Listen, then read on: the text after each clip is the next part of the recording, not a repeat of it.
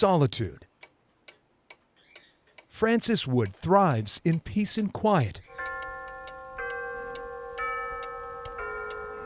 Alone in his thoughts. The author's log cabin deep in the woods of Buckingham County, a writer's paradise.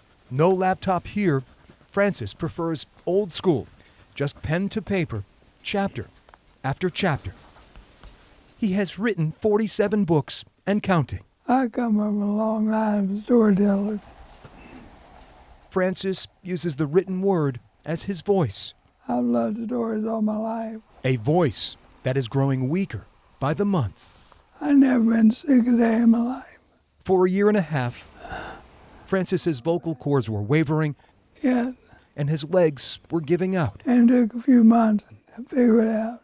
In February of this year, tests reveal the worst. ALS, There is no known cure. ALS. For a couple of days, I was in shock. This is a bad disease. It takes everything from you. In the cruelest of ironies, it was Francis's voice that defined his career. Good morning. It's the Call Flow Radio Show, and you're on the air. I mean, we covered everything.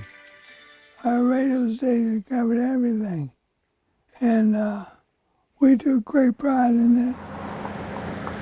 The DJ's Velvet Pipes entertained and informed Central Virginia on WFLO in Farmville, a profession that started when he was just 17. I liked everything. I enjoyed it all. Growing up, the shy boy thought about archaeology. Yeah, it brought me out. It did, it brought me out.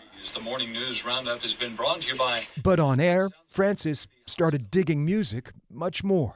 Having a radio station is like a dairy farm. You can't leave it. We're going to leave the air now for the last time on the Call Flow Show. On New Year's Eve 2021, an emotional Francis signed off from the local airwaves for good. It's been an honor and a privilege to work with you guys. After 52 years. Oh, yeah, it was. There were many tears. Watching him behind the mic was like magic. He and wife Chris, who he met at WFLO, were making their retirement plans, but the disease derailed them. The storms are swirling around us, but we're in it together and we stay together. ALS may have robbed the 68-year-old of so much. What I've got now is my freedom interrupted. But the illness is not stopping Francis from pursuing his other passion. I write these books so that people hear me tell them my story. The author is working on his 48th self-published title. Chris Wood transcribes Francis's handwritten manuscripts. It's refreshing for me, and just to type these words that he has written, it just is fulfilling for me. Into the deep gorge. The task ties them closer. Because I know that one day this will be a legacy that he will leave to his readers, to his family, to the world, I hope. Chris admits, though, ALS tries the soul. There are some times when I walk out of this house and I scream. And I'm not trying to be a drama queen or anything, but that's what I do.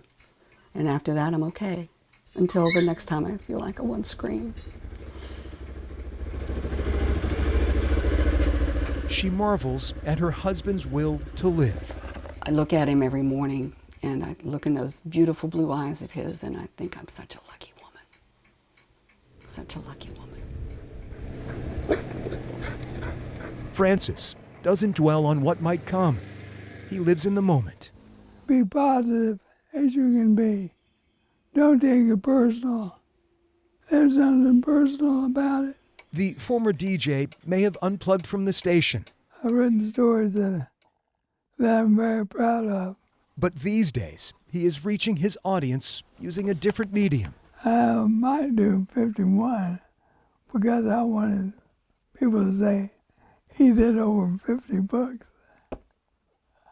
Francis Wood draws on life's rich experiences while penning his short stories and novels. And I'll go as far as I can.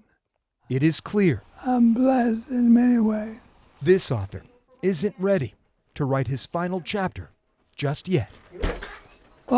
For I Have a Story, Lots of joy. I'm Greg McQuaid, CBS 6 News.